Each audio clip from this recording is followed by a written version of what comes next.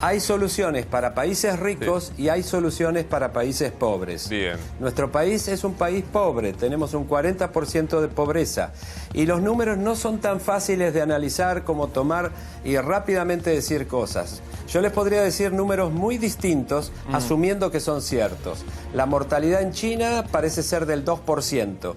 Hay algunos estudios recientemente publicados de China que bajó y es del 1,4%. Bien. En Alemania es del 0,3%, casi no existe, lleno de respiradores, gran cantidad de atención, gran cantidad de testeos. Italia, 60 y pico de millones de habitantes, 11.000, 12.000 muertos. Estamos hablando prácticamente de una mortalidad respecto a los contagiados del 11-12%. España está casi en lo mismo, porque tiene casi las mismas muertes, pero con 40 y algo millones de habitantes. México es otro caso para estudiar, Brasil es otro. No es fácil determinar y comparar números desde el punto de vista epidemiológico. Por supuesto que cuanto más se mida es mejor, pero en este momento corresponde medir lo que vale la pena medir, y quiero decir que el problema es que están faltando elementos en el mundo. No es tanto en la falta de dinero, sino que aún teniendo el dinero hay que ver si se consigue el recurso. Este es otro punto. Quiero decirles mientras, y vamos a repasar todos los temas que estamos planteando en este momento, desde Rosario, y en apoyo a lo que planteaba Romina respecto a lo que está pasando, el expresidente del Consejo Deliberante me dice que hasta hoy están entrando desde Uruguayana contingentes que llegan a Rosario sin ningún tipo de control y se van a su casa. Bueno, no, mira, yo al revés, digamos, para llevar tranquilidad, de 500 pasos fronterizos que tiene la Argentina, de 265 pasos fronterizos, solo están abiertos 8.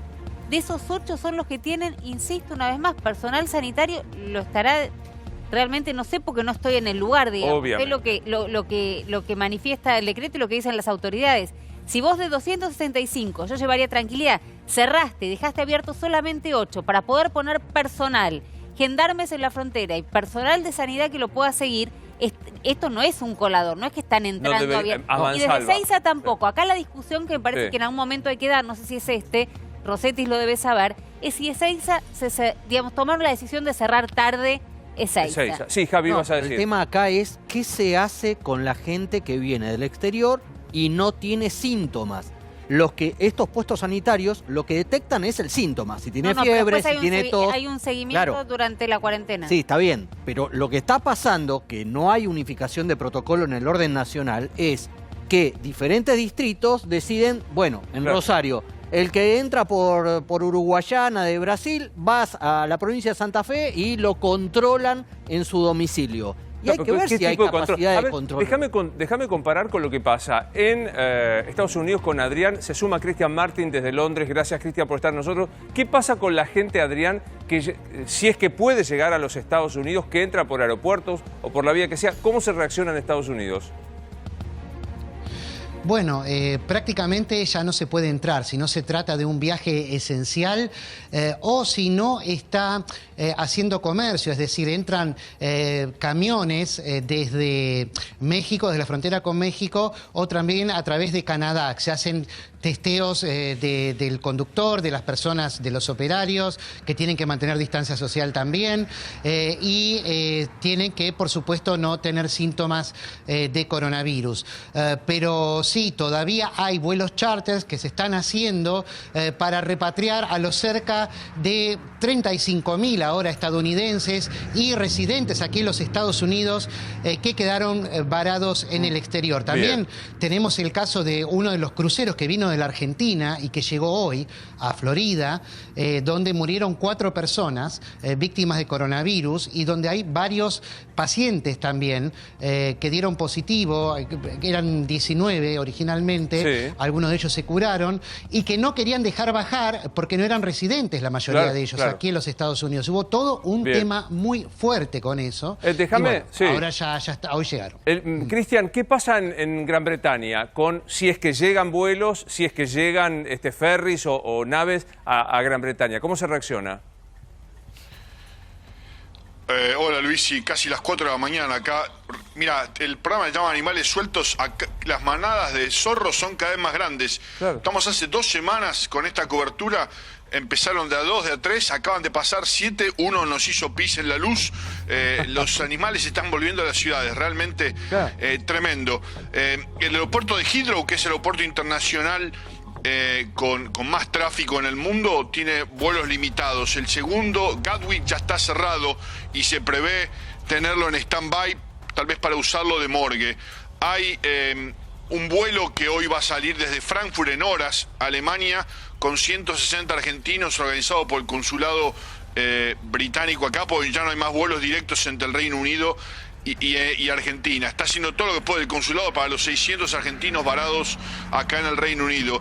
Y hay 120.000 británicos todavía varados por todo el mundo que el gobierno intenta repatriar. Cuando uno llega aquí, pasa por unas máquinas que toma primero la temperatura. La temperatura del cuerpo es el primer síntoma que acá analizan para dejarlo pasar. Una vez que pasa, bueno, acá la cuarentena tiene esta flexibilidad como en Estados Unidos, donde uno se puede ir a su casa y tiene que seguir el protocolo por cuenta propia. Bien, pensaba en lo que contaba Cristian, casi siento que te lo pregunta a vos, Adrián, porque aquí en la Argentina también pasó lo mismo, como signo de el parate total. En el sur se vieron cantidad de ciervos que bajaron a la ciudad que antes no lo hacían.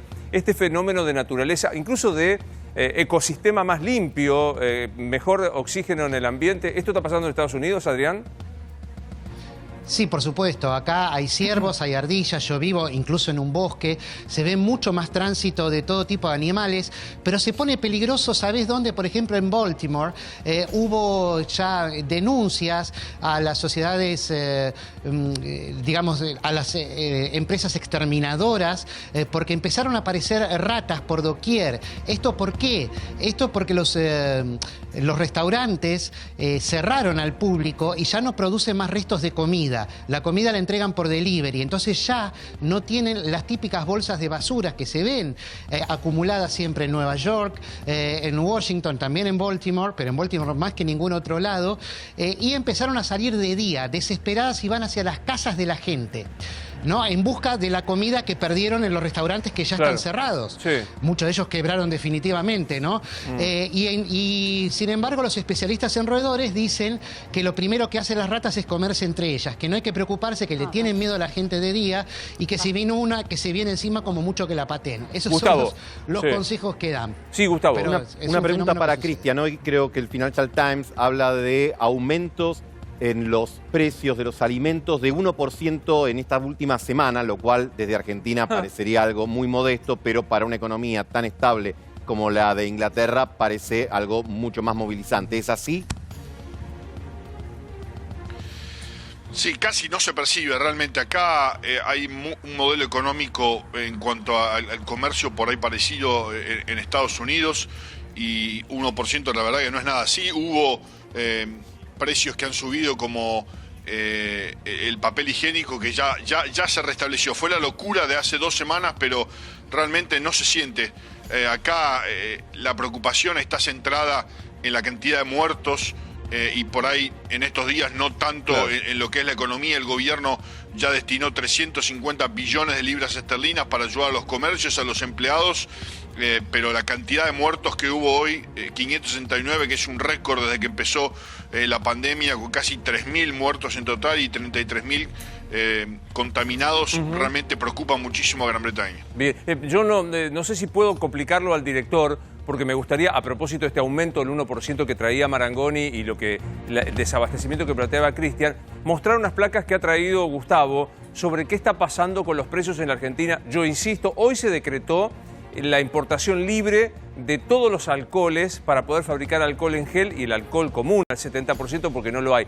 Vos me dirás, Dire, si podemos ver, mientras sigo conversando con Adrián Sack, con el doctor Daniel López Rossetti, al doctor Daniel López Rossetti, al doctor Viudez y a Enrique, quiero ya anticiparles la pregunta, que es casi un deseo más que una pregunta, es cuánto de cerca estamos con la cura o la vacuna al respecto. Pero me gustaría que repasáramos, Gustavo, porque el nivel de descontrol que hay con los precios, acá lo estamos viendo, es impactante, fíjate. Sí, bueno, en el tema de la carne lo que hubo fue, al comienzo coincidió el paro agropecuario y el anuncio de la cuarentena. Eso generó aumentos de entre el 15 y el 17% del precio de la carne, que hacia fin de marzo se estabilizó y se orientó en el orden del 6%. Pero donde realmente es preocupante el aumento de precios es en frutas y verduras, y lo debe saber cualquier persona que va a hacer las compras. Si podemos pasar al otro cuadro, los números o los porcentajes son realmente impactantes. Estamos hablando en productos que hacen a la canasta básica de los consumos de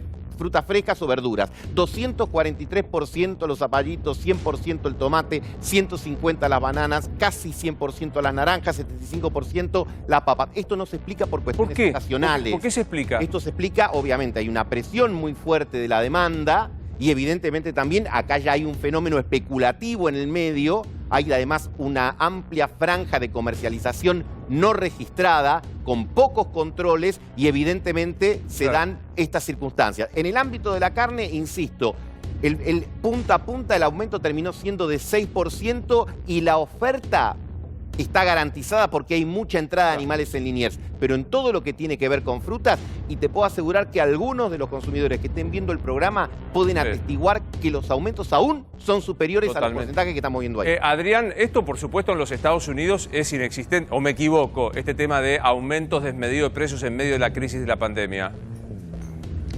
No, únicamente con algunos productos críticos, ¿no? Como el alcohol en gel, los guantes de látex, que hay muchos faltantes de eso también, y por supuesto los barbijos, pero también únicamente en Internet. O sea, en los grandes sitios como Amazon o eBay hay permanentemente medidas contra la especulación de precios, y cualquier vendedor que quiera abusarse con los precios es dado inmediatamente de baja. No pasa esto en los negocios, son muy estrictos con esto, y si querés conseguir algo tenés que ir cuando abren, a las 6:30, 7 de la mañana, para poder conseguir stock. Gracias, Adrián, un placer como siempre, gracias por estar en Animales.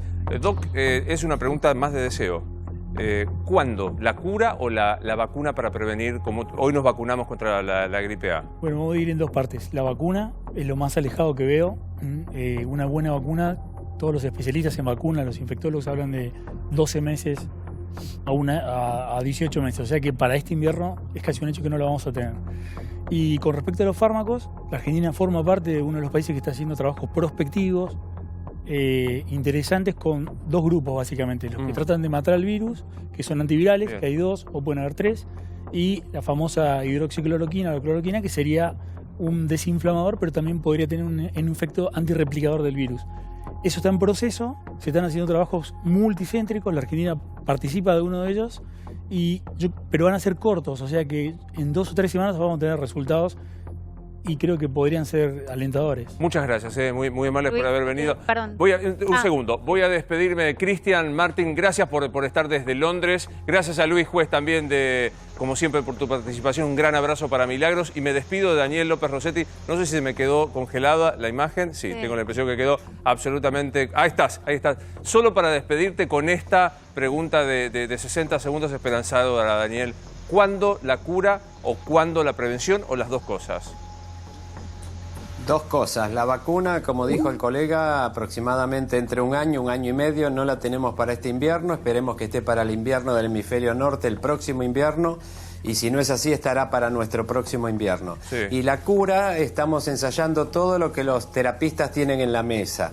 La hidroxicloroquina, antirretrovirales, remdesivir, ritonavir, lopinavir, colchicina, una forma especial de interferón. Se está probando todo lo que se tiene en la mesa. La hidroxicloroquina, indicado por 10 países, controlado por la OMS, y viendo qué es de eso lo que funciona. Creo que, y coincido con el colega, es probable que llegue la medicación antes que la vacuna. Doc, es un placer siempre verte. Un gran abrazo, gracias por estar en Animales con nosotros. Un gusto.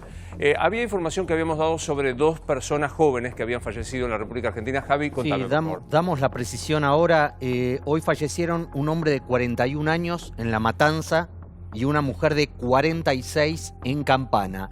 En ambos casos se reproduce la lógica de, pese a la edad, eran pacientes de riesgo porque tenían enfermedades, dolencias preexistentes, sobre todo respiratorias. Claro, o sea, pero Son sub 50. Son sub 50, pero con enfermedades preexistentes que se nos Exactamente. había explicado que tomaban el grado de riesgo de las personas mayores. Totalmente. Ahí está. Totalmente.